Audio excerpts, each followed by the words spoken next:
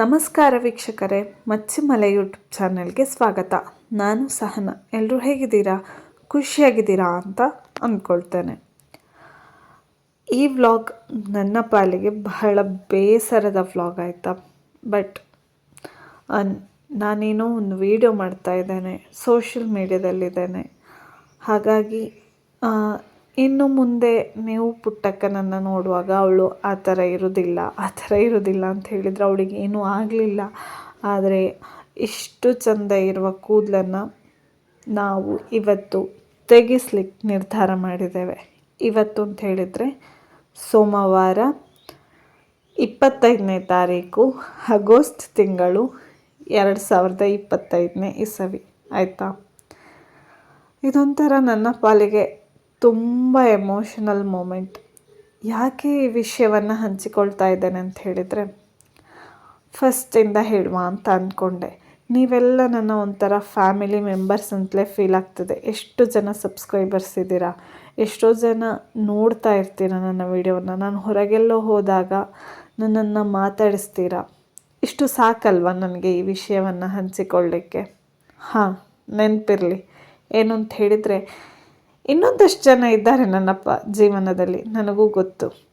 ಎದುರಿಂದ ಆದವರ ಹಾಗೆ ಮಾಡಿ ಹಿಂದೆಯಿಂದ ನನ್ನನ್ನಾಗದೇ ಇರುವವರು ಎಷ್ಟೋ ಜನ ಇದ್ದಾರೆ. ಮನುಷ್ಯ ಅಂದಮೇಲೆ ಹೊಗಳುವವರು ತೆಗಳುವವರು ಇಬ್ಬರೂ ಇರಲೇಬೇಕಲ್ಲ. ಅಂಥವರಿಗೆ ಇದು ಅಪ್ಡೇಟ್ ಅಷ್ಟೆ. ಇರಲಿ, ಎಮೋಷನಲ್ ಕತೆಗೂ ಬರ್ತೇನೆ. ಮಕ್ಕಳು ಬೇಕು ಅಂತ ಎಲ್ರಿಗೂ ಇರ್ತದೆ. ಸಹಜವಾಗಿ ನನಗೆ 2 ಮಕ್ಕಳು ದೇವರು ಕೊಟ್ಟಿದ್ದಾನೆ. ಫಸ್ಟ್ ಇದು ಗಂಡು ಮಗು ಆದಾಗ ನನಗೆ ಹೆಣ್ಣು ಮಗು ಬೇಕು ಅಂತ ಇತ್ತು. 2ನೇ ಸಲ ನಾನು ಪ್ರೆಗ್ನೆಂಟ್ ಆದಾಗ ನನಗೆ ಹೆಣ್ಣು ಮಗುವೇ ಹುಟ್ಟಬೇಕು ಅಂತ ಇತ್ತು. ಸರಿ, ಭಗವಂತ ನನಗೆ ಹೆಣ್ಣು ಮಗು ಕೊಟ್ಟ.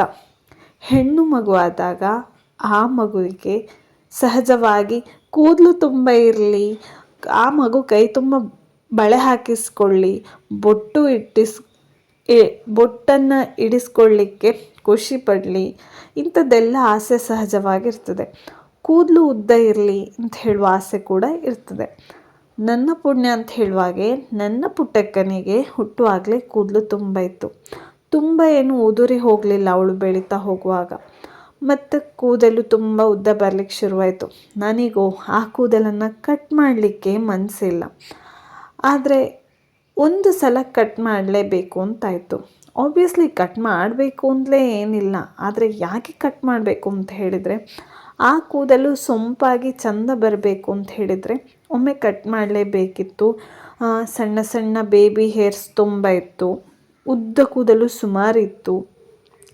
ಅದರಲ್ಲಿ ಕೆಲವು ಕಟ್ಲಿಕ್ಕೆ ಸಿಗ್ತಾ ಇರಲಿಲ್ಲ, ಕೆಲವು ಕಟ್ಟಿದರೆ ಸಪೂರಾಗಿ ನಿಂತ್ಕೊಳ್ತಿತ್ತು. ಇದ್ದದ್ರಲ್ಲಿ ಚೆಂದ ಇತ್ತು ಕೂದಲು. ಆದರೆ ಆ ಕೂದಲು ಮತ್ತೆ ಚೆಂದ ಬರಬೇಕು ಅಂತ ಹೇಳಿದರೆ ಒಮ್ಮೆ ಕಟ್ ಮಾಡಲೇಬೇಕಿತ್ತು. ಇದು ನಾನು ಪುಟ್ಟಕ್ಕನಿಗೆ ಅವಳ ನ್ಯಾಚುರಲ್ ಹೇರ್ ಉಂಟಲ್ಲ ಅದನ್ನು ಕಟ್ತಾ ಇರೋದು ಕೊನೆ ಬಾರಿ ಆಯಿತಾ.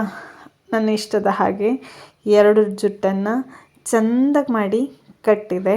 ಅವಳಿಗೆ ಸ್ವಲ್ಪ ಶೀತ ಕೂಡ ಆಗಿತ್ತು. ಹಾಗೆ ನನ್ನ ಪಾಪಚ್ಚಿ ಜುಟ್ಟು ಕಟ್ಟಲಿಕ್ಕೆ ಚೆಂದ ಮಾಡಿ ಬಿಡ್ತಾ ಇದ್ಲು ಕೂಡ. ಅವಳ ಕೂದಲನ್ನು ಕಟ್ ಮಾಡಲಿಕ್ಕೆ ನಾನು ಆಯ್ಕೆ ಮಾಡಿದ ಜಾಗ the glam studio unisex salon, ದರ್ಬೆಯಲ್ಲಿರೋದಾಯ್ತಾ. ಇದು ಪಾಪಚ್ಚಿಗೆ ಏನಾಗ್ತದೆ ಅಂತ ಗೊತ್ತಿಲ್ಲ. ಮುಂದೆ ಚೆಂದ ಮಾಡಿ ಹೋಗಿ ಕಾಲು ನೀಡಿ ಕೂತಿದ್ದಾಳೆ ನೋಡಿ. ಒಮ್ಮೆ ಕೊನೆ ಬಾರಿ ನೋಡಿಕೊಂಬಿಡಿ. ಇದು ನಮ್ಮ ಪುಟ್ಟಕ್ಕನ ನ್ಯಾಚುರಲ್ ಹೇರ್ ಇರುವ 2 ಜುಟ್ಟು. ಇದು ಇವತ್ತಿಗೆ ಲಾಸ್ಟ್ ಆಯಿತಾ.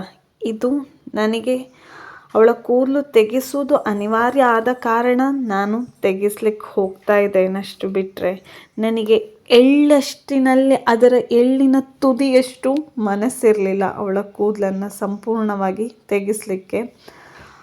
ಅವಳಿಗೆ ಜುಟ್ಟು ಕಟ್ಟಿಸೋದು ಅಂದರೆ ಇಷ್ಟ ಅಲ್ಲ. ಇವರು ಜುಟ್ಟು ಬಿಚ್ಚುವಾಗ ನೋಡಿಲಿ ಸ್ವಲ್ಪ ಅವಳಿಗೆ ಕಸಿವಿಸಿ ಆಯಿತು, ಏನು ಮಾಡ್ತಿದ್ದಾರೆ ಇವರು ಅಂತ. ನಾನು ಧೈರ್ಯಕ್ಕೆ ನನ್ನ ತಮ್ಮನನ್ನು ಕೂಡ ಕರ್ಕೊಂಡು ಹೋಗಿದ್ದೆ. ಒಂದು ನನ್ನ ಸ್ವಾರ್ಥದಿಂದ, ಒಂದು ವಿಡಿಯೋ ಆಗಬೇಕು ನನಗೆ, ಇನ್ನೊಂದು ಅವಳನ್ನು ಹಿಡ್ಕೊಳ್ಳಿಕ್ಕೆ ಯಾರಾದರೂ ಒಬ್ಬರು ಬೇಕು.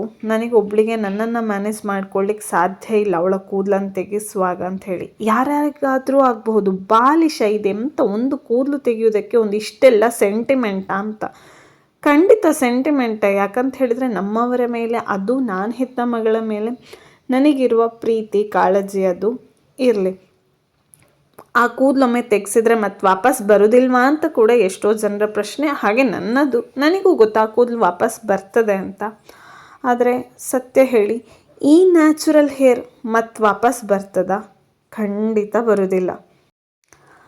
ಕೂದಲು ತೆಗೆಯುವ ಮುಂಚೆ ಅವ್ರು ಬಟ್ಟೆ ಎಲ್ಲ ಕಟ್ತಾರೆ, ಇವಳಿಗೆ ಚುಚ್ಚದೇ ಇರಲಿ ಆ ಕೂದಲು ಅಂತ ಹೇಳಿ, ಹಾಗೆ ಈ ಬಟ್ಟೆ ಚುಚ್ಚದಿರಲಿ ಅಂತ ಹೇಳಿ ಟಿಶ್ಯೂ ಪೇಪರನ್ನೆಲ್ಲ ಕುತ್ತಿಗೆಗೆ ಚಂದ ಮಾಡಿ ಕಟ್ಟಿ, ಅದಾದ ನಂತರ ಈ ಬಟ್ಟೆಯನ್ನೆಲ್ಲ ಕಟ್ಟಿದ್ರು.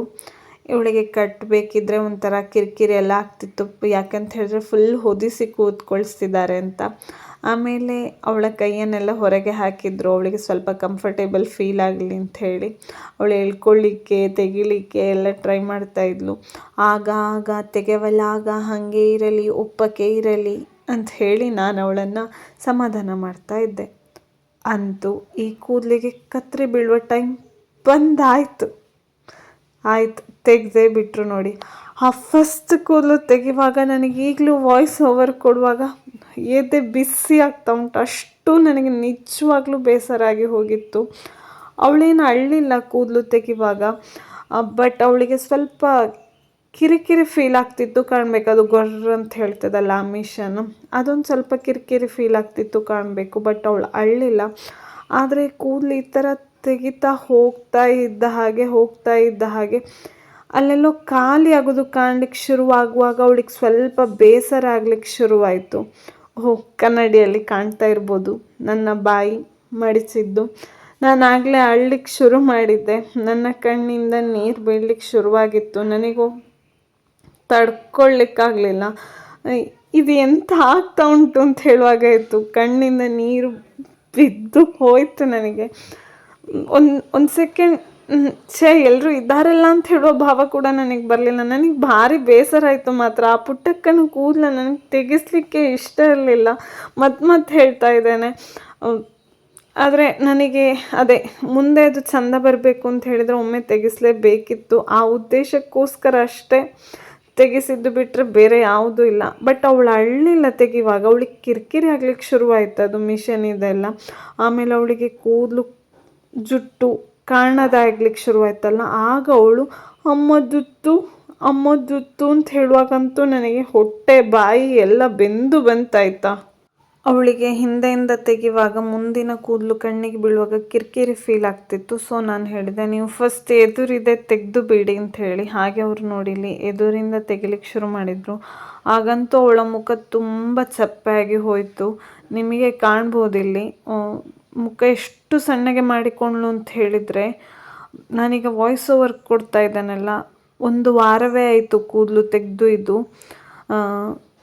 ಅವಳು ಈಗ ಕೂಡ ಅದನ್ನು ಫೀಲ್ ಮಾಡ್ತಾಳೆ. ತನಗೆ ಕೂದಲಿಲ್ಲ ಅಂತ ಹೇಳಿದ್ರು. ಎಷ್ಟು ಆ ಸಣ್ಣ ಮನಸ್ಸಿಗೆ ಅದು ಹಚ್ಚಿ ಹೋಗಿದೆ ಅಂತ ಹೇಳಿದರೆ, ಕೂದಲಿಲ್ಲ ಅಂತ, ತನಗೆ ಜುಟ್ಟಿಲ್ಲ ಅಂತ ಹೇಳಿದ್ರೆ ಅರಿವು ಅವಳಿಗೆ ಆಲ್ರೆಡಿ ಬಂದಾಗಿತ್ತು ಆಯಿತಾ. ಅಲ್ಲಿ ಕೂದಲು ತೆಗಿತಿರಬೇಕಿದ್ರೆ ಅವಳು ಪಾಪ ಸುಮ್ಮನೆ ನೋಡ್ತಾ ಇದ್ಲು.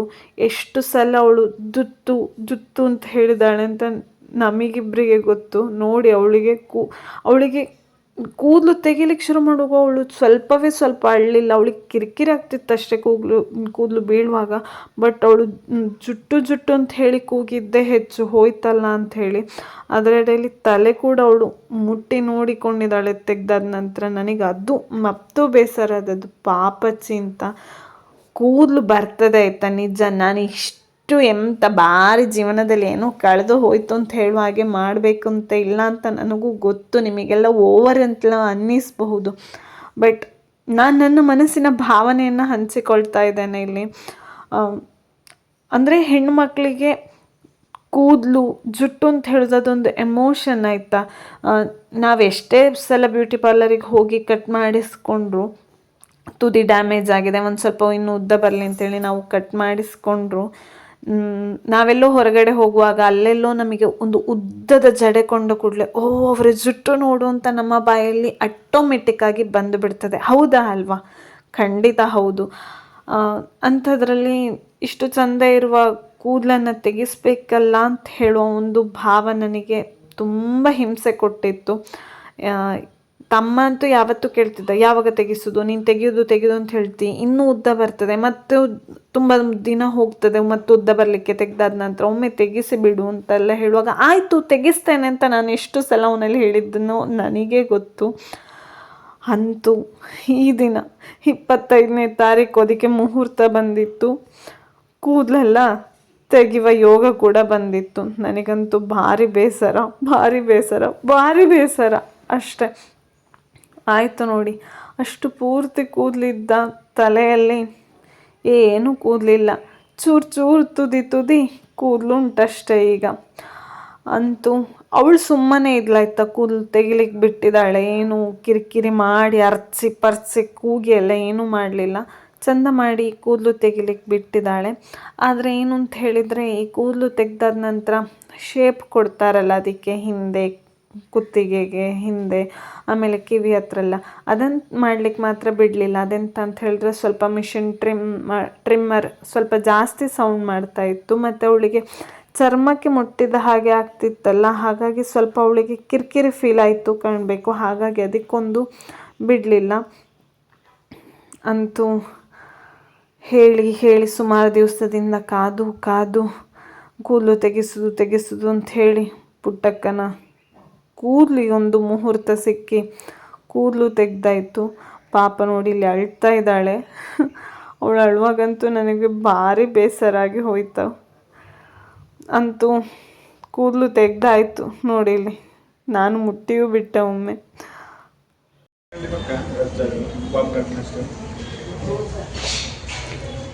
ಪುಟ್ಟಕ್ಕನ ಜುಟ್ಟೆಲ್ಲಿ ಮಗಳು, ಜುಟ್ಟಿಲ್ಲ, ಎಲ್ಲಿತ್ತು ಜುಟ್ಟು?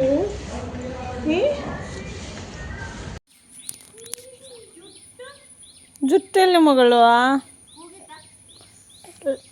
ಕೂದಲೆಲ್ಲ ತೆಗೆವಾಗ ಕೂಗಿದ್ದಿಲ್ಲ, ಅದು ಅವು ಬ್ಲೇಡ್ ಹಾಕಿ ಕ್ಲೀನ್ ಮಾಡ್ತಾವಲ್ಲ ಅಂಬಾಗ ಕೂಗಿತ್ತು. ಅದಕ್ಕೆ ಬೇಜಾರದ್ದು ಜುಟ್ಟಿಲ್ಲ ಹೇಳಿ, ಜುಟ್ಟು ಹೋತು ಹೇಳಿ ಕೂಗಿದ್ದದು. ಇಲ್ಲಿ ಮಗಳು ಬತ್ತಾತ ಬೇಕು, ಜುಟ್ಟಿಲ್ಲ, ಜುಟ್ಟು ಹೋತು ಪುತ್ತೂರ್ಲಿ ಬಗ್ಗೆ ಆತ, ಜುಟ್ಟೆಲ್ಲಿದ್ದು ಇದು ಮುದ್ದಿ ಅಜ್ಜಿ ತಲೆ ಹಂಗಾಯ್ದಾನೆ. ಯಾಕೆ ಬೇಜಾರಾಯ್ತು ಮಾತ್ರ ಜುಟ್ಟಿಲ್ಲ ಅದು ಹೋಯ್ತು. ಅದು ಹಿಂಗೆ ಹಿಂಗೆ ಹಿಂಗೆ ಹಿಂಗೆ ನಾವು ಬಾಚಣಿಗೆ ಮುಟ್ಟಿಸುತ್ತಲ್ಲ ಹಂಗೆ ಅದಾಳಿತಾಳ ಅಲ್ಲ, ಅದೀಗ ಬತ್ತೊಳಿದು ಸರಿ ಹೋಗ್ತು. ಈಗ ನಿತ್ಯ ಬಾಚಣಿಗೆ ರೌಂಡ್ ಬಾಚಣಿಗೆ ಹಾಂ ಅದು ಇಲ್ಲೆಯಾ ಹೋತಾ ಎಲ್ಲಿತ್ತು?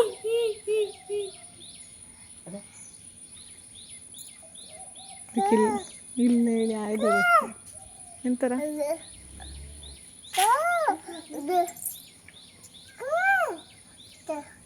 ನಿಂಗಳ ಹತ್ರ ಹೇಳುದು ಮಗ ಓತಾ ಜುತ್ತು ಎಂತ ಮಗಳು?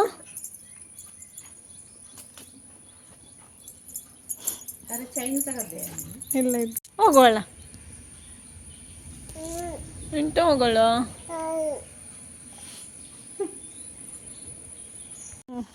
ತಂಗೆಲ್ಲಿದ್ದು ನೋಡು.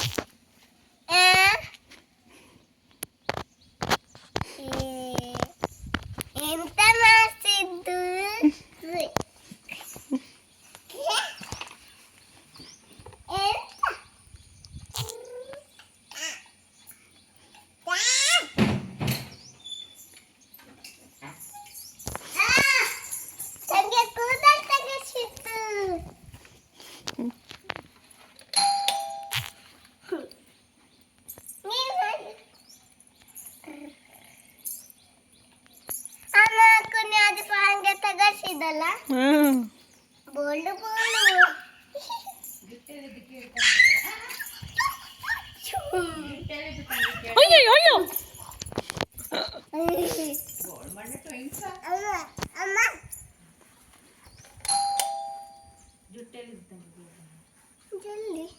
ಕೇಳು ತಂಗಿ ಹತ್ರ